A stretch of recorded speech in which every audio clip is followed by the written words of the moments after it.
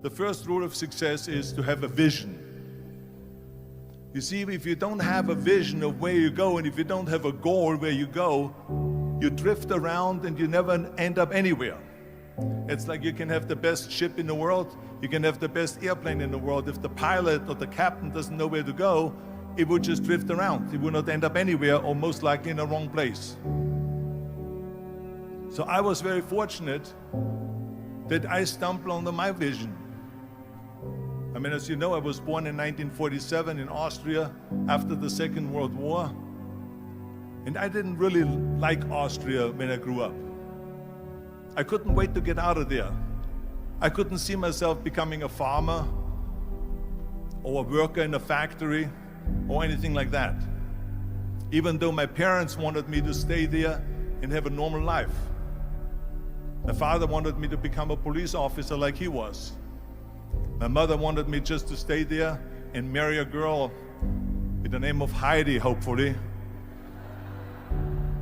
and have a bunch of kids and run around like the Van Trapp family in The Sound of Music. But that was their vision, not mine. My vision was totally different. I felt that I was born for something special, for something unique, for something big. Do you know how great it felt that I knew where I was going? Imagine the majority of people don't know where they're going. When you have a goal, when you have a vision, everything becomes easy. Because remember that in America, for instance, when you study, you will see the percentage of people that like their jobs. 74% hate their job in America. Now, there is not much different when you come to Europe. The majority of people don't like what they're doing because they're really not doing it because they didn't have a goal and they followed this goal. They just aimlessly drift around, and then all of a sudden there's a job opening, so they get that job because you have to work. But then when you work, it's a chore. It's work. It's not fun. So if you think about, only a quarter of the people really enjoy what they're doing in life. That is unbelievable if you think about it. So I felt so blessed that I knew what I was doing. It's like a medical student that studies and knows he wants to become a doctor. You know where to go. So I knew where to go. So people always ask me, when they saw me in the gym in the pumping iron days, they say, why is it that you're working out so hard? 5 hours a day, 6 hours a day, and you have always a smile on your face. The others are working out just as hard as you do, and they look sour in the face. Why is that? And I told people all the time, I said, because to me, I'm shooting for a goal. In front of me is the Mr. Universe title. So every rep that I do gets me closer to accomplishing that goal, to make this goal, this vision turn into reality. Every single set that I do, every repetition, every weight that I lift will get me a step closer to turn this goal into reality. So I couldn't wait to do another 500-pound squat. I couldn't wait to do another 500-pound bench press. I couldn't wait to do another 2,000 reps of sit-ups. I couldn't wait for the next exercise, for the next half hour of posing and all the kind of things that you have to do to be a champion. And with the age of 20, I went to London and I won the Mr. Universe contest as the youngest Mr. Universe ever. And it was because I had a goal. So let me tell you something, visualizing a goal and going after it makes it fun. You got to have a purpose no matter what you do in life. You got to have a purpose. So that's rule number one, have a vision. Rule number two is, don't listen to the naysayers. Don't listen to the naysayers.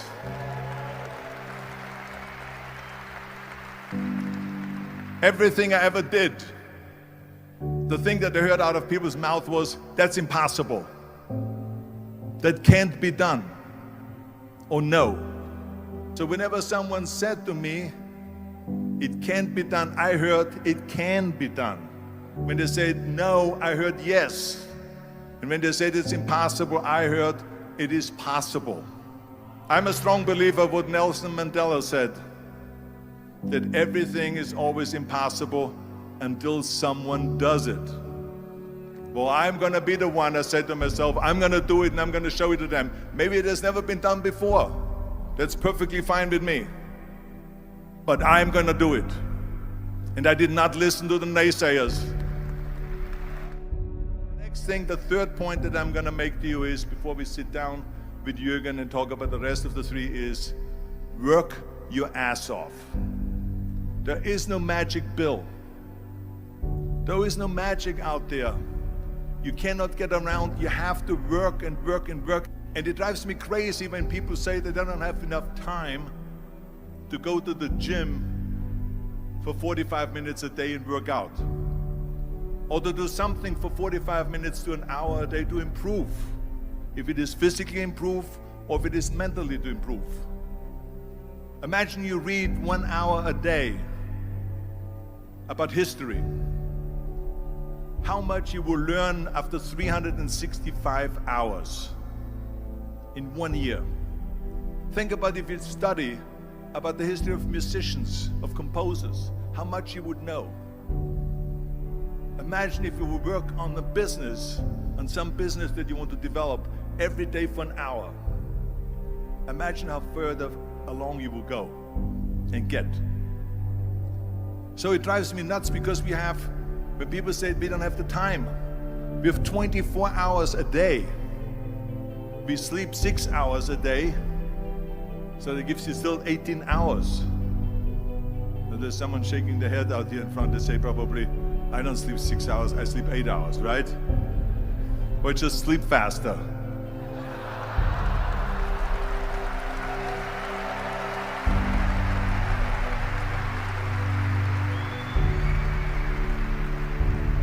So we have 18 hours a day. The average person works around 8 to 10 hours. So let's assume it's 10 hours, so we have 8 hours left. Then you travel around an hour a day, maybe 2 hours a day. So now you have still 6 hours left. So what do you do with these 6 hours? What do you do with these 6 hours? Then we eat a little bit, then we schmooze a little bit, talk a little bit to people and all that stuff. But you can see how much time there is available if you organize your day. So you got to work hard. I mean, let me tell you something. When I went to America, I went to college. I went and worked out 5 hours a day. And I was working on construction. Because in those days in bodybuilding, there was no money. I didn't have the money for food supplements or anything. So I had to go to work. So I worked on construction. I went to college. I worked out in the gym, and at night from 8 o'clock at night to 12 midnight, I went to acting class 4 times a week. So I did all of that. There was not one single minute that I wasted. I became very friendly with Muhammad Ali in the 70s. And Muhammad Ali worked his butt off. And I saw it firsthand. And I remember that there was a sports writer that was there in the gym when he was working out and he was doing sit-ups. And they asked him, how many sit-ups do you do? And he said, I don't start counting until it hurts. Now think about that. He doesn't start counting his sit-ups until he feels pain. That's when he starts counting. That is working hard. And so you can't get around the hard work. It doesn't matter who it is.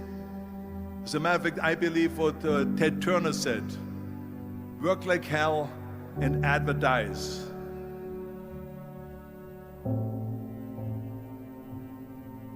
You get it? Work like hell, go to bed, and early to rise, work like hell and advertise. So you work your ass off, and then you let the world know about your work. That's what it is all about. Let people know. If you have a company, if you have a movie, if you do a sports, work your ass off, but then advertise and let everyone know. I hate Plan B. And I tell you why. Because we have so many doubters, as I've said earlier, the no-sayers. We have so many of those people that say no and you can't do it, it's impossible. That is okay because we just turn off, as I said earlier, and we listen and we hear the no being a yes. You can't do it, you can do it, and all of that. So that is possible to do that amongst all the negative people around you. But when you start doubting yourself, that's very dangerous. Because now what you're basically saying is that if my plan doesn't work, I have a fallback plan, I have a plan B. And that means that you start thinking about plan B, and every thought that you put into plan B, you're taking away now that thought and that energy from plan A.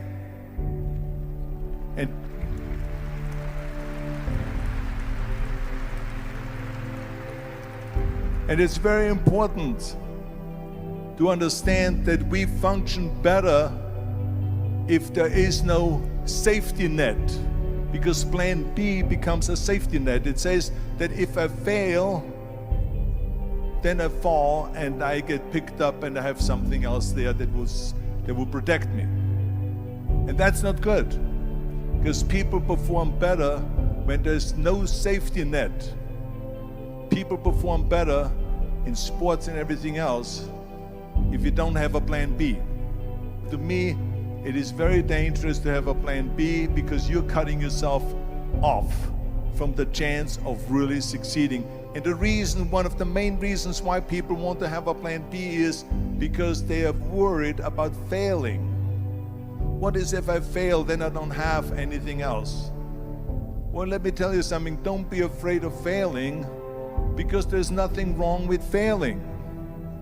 You have to fail in order to climb that ladder. There's no one that doesn't fail. We all fail. It's okay.